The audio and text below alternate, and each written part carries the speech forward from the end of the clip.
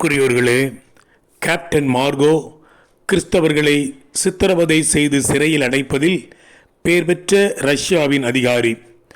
ஒரு நாள் 12 வயது சிறுவன் கையில் பூக்கொத்துடன் கேப்டன் மார்கோ முன்பு பயத்துடன் நின்று கொண்டிருந்தான். கேப்டன் மார்கோவோ, என்ன வேண்டும் உனக்கு, அது என்ன கையில் என்று உருமினான். சிறுவன், ஐயா, நீங்கள்தான் என் பெற்றோரை சித்திரவதை செய்து சிறையில் அடைத்தீர்கள்.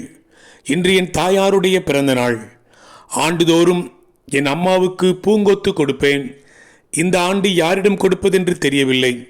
இந்த பூங்கொத்தை உங்கள் குழந்தைகளின் தாயாருக்கு கொடுங்கள். உங்கள் மனைவிக்கு என் அன்பையும் கிறிஸ்துவின் அன்பையும் தெரிவியுங்கள் என்றான். கேப்டன் அச்சிறுவனின் செயலை கண்டு அதிர்ச்சி அடைந்தான். கண்களில் கண்ணீர் வடிய அச்சிறுவனை கட்டிப்பிடித்து அழுதான். அவன் உள்ளம் மாறியது. அவனும் கிறிஸ்தவ விசுவாசியானான். சில மாதங்களுக்குள் சிறையில் அடைக்கப்பட்டான் கேப்டன் மார்கோ. பிரியமானவர்களே, பிறரை நேசிப்பதும் மட்டுமே உண்மை கிறிஸ்தவனின் அடையாளம் என்பதை இன்றைய இரத்த சாட்சிகளின் குரலாயிருக்கிறது. வாழ்த்துக்களுடன் ஜார்ஜ்.